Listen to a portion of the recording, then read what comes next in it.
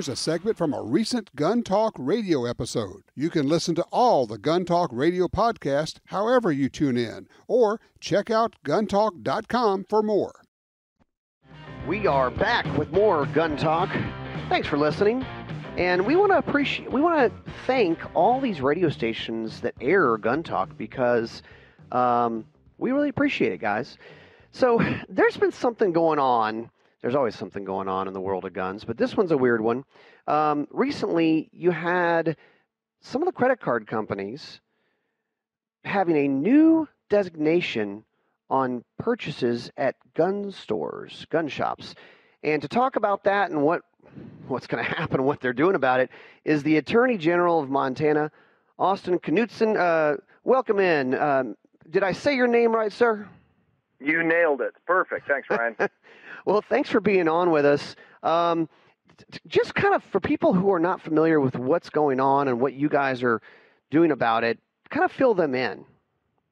Yeah, so in broad strokes, what used to happen if you walked into a gun shop and you purchased a firearm or anything, frankly, if you bought anything at a gun shop using a credit card or using a debit card, the credit card companies didn't pay attention. They treated that as regular merchandise, just like you were walking into a hardware store and using the card, or a grocery store, whatever the case may be.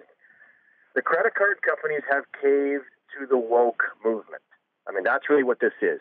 Yeah. Credit card companies have been pressured by the International Organization of Standardization to now basically specifically code and keep track of all large purchases at gun shops where you're using a credit card or a debit card. And that doesn't matter if you're buying a firearm or if you're buying a safe. They don't discriminate. They simply keep track of you now and specially code it. And the reason for that, point blank, Ryan, is the woke organizations and this administration pressuring the credit card companies to do this so they can backdoor keep track if they need to. And that's what's really concerning to me as the Attorney General of Montana. Yeah, I mean, gun control advocates are saying that this will help track suspicious quantities of firearm sales. Wait a minute, track? They don't track anything, right? And what's a suspicious quantity? Because, I mean, we do a lot of TV about guns. We get, I don't know, maybe 100 or more guns in a year. I mean, but even then, you know, we see it all the time, Austin, where people will say, oh, my gosh, they had 1,000 rounds of ammo. Well, if you bought 1,000 rounds of ammo, you may just be getting ready to go take a class. I mean, what's going to trigger some sort of, I don't know, notation? Well, that's exactly right. I mean, if you're like me, 1,000 rounds of ammo, that's just a good day on a prairie dog town. That's right. But that's one of the problems here, is that this is completely subjective. There's no definition of what, quote unquote suspicious is here. I mean, as I said, you could be walking in and buying a $2,000 gun safe to secure your firearms and keep them safe and keep them away from children, keep them away from criminals. There's no different standard for that. That's treated just like if you were walking in and purchasing a couple of firearms, which, from my perspective, who cares? We shouldn't be keeping track of this anyway. But here's my real big concern, Ryan, and that's the slippery slope. What's next? Mm-hmm. Are we going to start? Are we going to start getting pressure from organizations where? Let me change the analogy a little. What if this administration decides that people who subscribe to certain news services are now radical and need to be kept track of?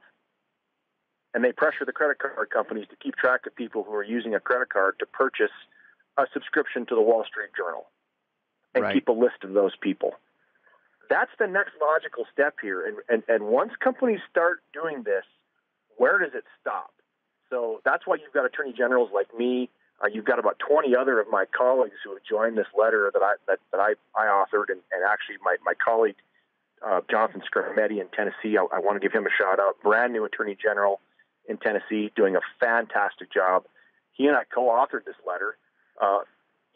Frankly, warning these companies, don't do this, or you're going to see states like Montana coming down on you through our consumer protection laws potentially. I think that's probably the next step here. Do you think these credit card companies just don't know any better and they just say, well, okay, sure, we'll do that? Or do they actually have, are they actually pushing this?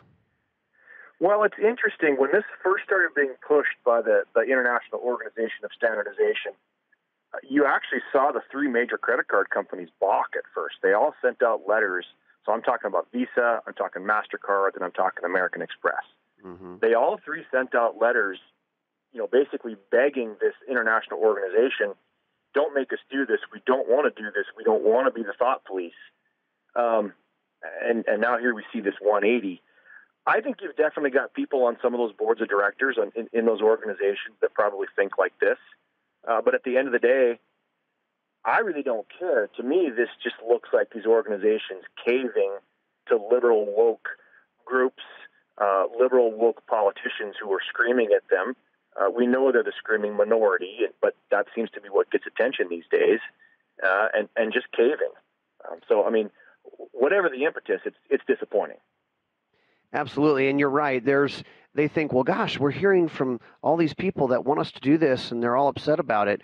Well, the majority probably don't want you to do this, but it's a very vocal minority of people who are asking for this. What can people do to voice their concern about this or tell these credit card companies, this is BS, don't do this? Well, here's the best piece of advice I got. I mean, if you've got an attorney general who hasn't pushed back on this, I would say call your state attorney general. But also, you need to talk to your state legislators, because I think that's where you're going to see probably the most effective pushback here. You're going to have state legislatures come in, as has been done in some other states, and actually push state legislation that says, hey, you know what? Companies, you want to act like this, you want to push this woke agenda in our state, you're not going to be eligible for any more state contracts with our state government. Now, that might not be a big threat for a little state like Montana with 1 million people, but you start talking about a state like Texas, a state like Tennessee, with some real population, and where that could actually hurt the company bottom line, I think that's where you'll start seeing the needle get moved most effectively. So I would tell your listeners, talk to your state legislators. Tell them you're concerned about this, you're upset about this. If they don't know about the issue, educate them and explain to them why this is such a big problem. It's a backdoor gun registry, Ryan. I mean, let's just call this what it is. The ATF is not allowed by law to keep a registry of firearms owners in this country, despite decades of them trying. So this is what liberals do. When they can't get their agenda passed in Congress, they run to their buddies in big business and have them do it for them. And that's exactly what has happened here. And the thing is, a lot of times these companies, they may not really be up on this, and they're going along to get along, and it's a capitulation to the anti-gun politicians and activists. And you're right. This is now we're talking about. Let's just track this. The fact of the matter is, a gun purchase, legal product being sold in a legal way for legal use. It's not some special product. I mean, it shouldn't be anything different than buying a pair of shoes. And what else are people buying with their credit cards that could be suspicious? And do we want to go down that road, that slippery slope, as you said? That's exactly the concern here. That this is just a very dangerous precedent. It's a dangerous place for these companies to go down, and we shouldn't be tolerating it. And look, I mean, practically, here's what's going to happen. You're going to have guys like me who, when they walk into a gun shop, they're going to walk in with a lot of cash and pay in cash. If this is what the companies are going to do and they're going to try to track my purchases, well, you know what?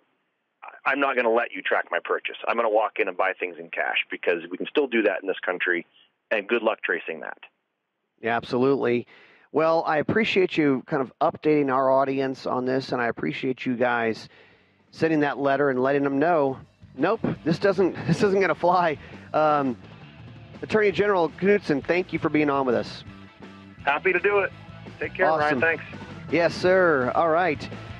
Got to get involved. Let them know, especially at your state level.